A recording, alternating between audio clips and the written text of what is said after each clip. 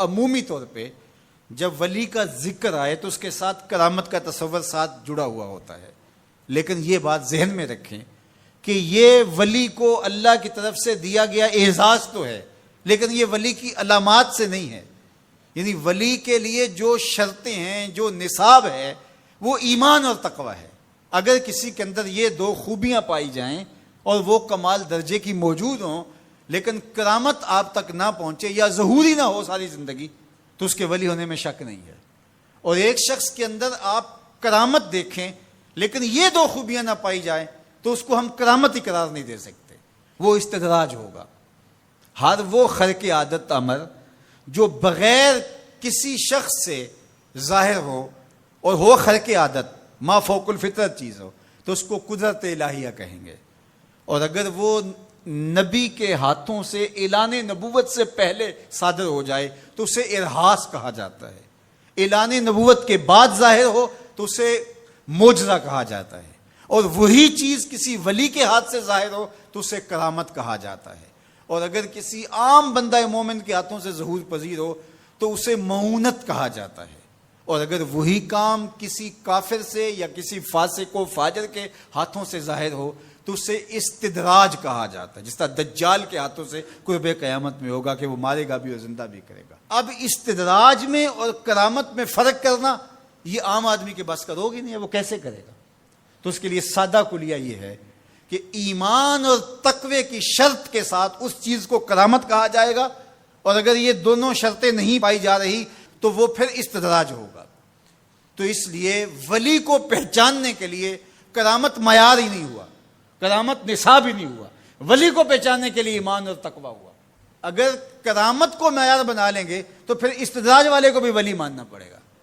اور یہی وجہ ہے کہ بہت سارے لوگوں نے ایسے لوگوں کے اوپر جو کسی بڑے بزرگ کی گدی پہ بیٹھ گیا، یا وہ چار لوگوں نے اس کو مان لیا یا اس کے شعبے چل گئے اور شریعت کا واضح تارک ہے، اور لوگ اس کو اللہ کا ولی مان رہے ہوتے ہیں، اس لیے کہ ان کے ہاں معیار وہ نہیں ہے جو قرآن نے دیا ہے۔ قرآن نے دیا الذین آمنوا وکانوا یتقون، اور کرامت معیار نہیں ہے، وہ ایک ثمرہ ہے۔ اس ثمرے کو پہچانا جائے گا اس اصل نصاب کے بعد۔ اس کو صرف ایک مثال سے سمجھاتا ہوں۔ حضرت داتا گنج بخش علی حجویری علیہ الرحمہ نے کشف المعجوب میں یہ واقعہ لکھا ہے۔ کہتے ہیں کہ شیخ علی الخواص ایک بہت بڑے بزرگ تھے، وہ سفر پہ جا رہے تھے اور صاحب حال تھے، با کمال تھے، واقعتاً اللہ کے ولی تھے۔ ایک شخص آیا اور ہانپتا کامتا ان کے پاس آ کے رکا، کہا آپ شیخ علی الخواص ہیں؟ فرمایا ہاں۔ تو کہا کہ میں لمبا سفر کر کے آیا ہوں اور آپ کی صحبت میں کچھ دن گزارنا چاہتا ہوں، تو آپ مجھے اپنی صحبت کے شرف سے محروم نہ رکھیے۔ تو حضرت شیخ علی الخواص نے مراقبہ کیا اور اسے کہا کہ مجھے تیرے بدن سے کفر کی بو آ رہی ہے۔ اللہ والوں کو اللہ نے بصیرت کا نور دیا ہوتا ہے۔ اس نے کہا جی میں نصرانی ہوں اور دیار غرب سے آیا ہوں، آپ کی شہرت سنی تھی تو آپ کی صحبت میں کچھ وقت گزارنے کی آرزو ہے، مجھے محروم نہ رکھیے۔ شیخ کہتے ہیں میں نے ٹالنا چاہا، میں نے کہا کہ میری صحبت میں رہنا بڑا مشکل ہوگا، تکلیفیں سہنا پڑیں گی۔ اس نے کہا جی میں گوارا کروں گا۔ فرمایا ٹھیک ہے۔ کہا کہ میں چلتا گیا اور وہ بھی میرے ساتھ تھا۔ 8 دن گزر گئے، کبھی کھانا ملتا، کبھی 2 لقمے لے لیتے، کبھی پانی پی کے گزر اوقات ہوتی، کبھی گھاس کھا لیتے۔ ایک دن اس کا وجود کپ کپا رہا تھا بھوک کی شدت کی وجہ سے۔ اس نے مجھے کہا شیخ آپ اللہ کے بندے ہیں، میں نے عہد تو کیا تھا کہ کوئی آپ سے مطالبہ نہ کر پاؤں، لیکن اب میری سخت جواب دے گئی، تو آپ اللہ کے مقرب ہیں، تو اللہ کے اس قرب کی وجہ سے اس سے دعا کیجئے تو وہ میرے اور آپ کے کھانے کا انتظام کر دے۔ کہتے ہیں کہ میں اس کی حالت کو دیکھ کر کے سجدہ ریز ہو گیا اور اللہ کی بارگاہ میں نے یہ دعا کی مالک اس کافر کے سامنے رسوا نہ کرنا۔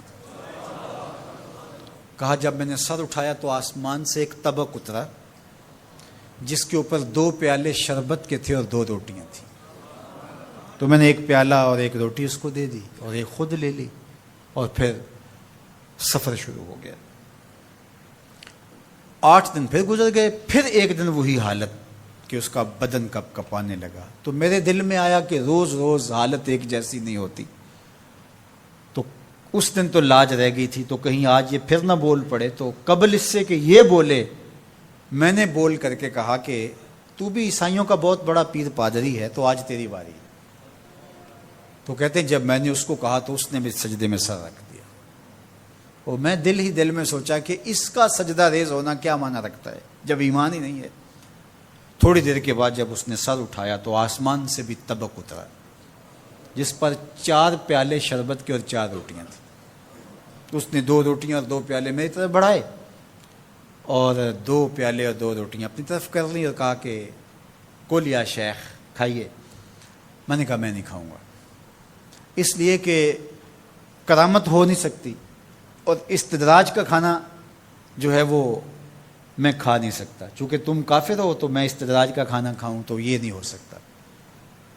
تو اس نے کہا کل یا شیخ، شیخ کھائیے اور میری طرف سے 2 مبارکیں وصول کیجیے۔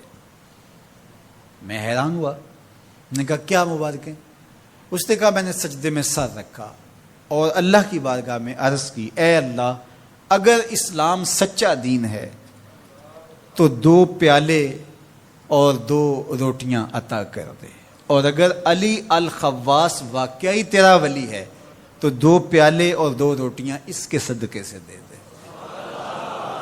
تو ایک تو آپ کو آپ کی ولایت کی مبارک ہو، اور دوسرا ہاتھ بڑھائیے اور مجھے اسلام میں داخل کیجیے، اسلام سچا دین۔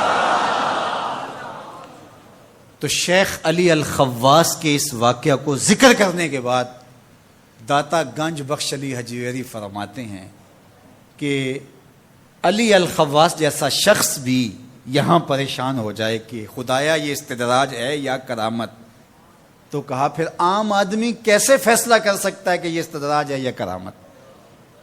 تو کہا کہ اس کو یہی دیکھنا پڑے گا ایمان اور تقوی ہے کہ نہیں۔ تو ایمان اور تقوی یہ علامت ہے کسی کے ولی ہونے کی۔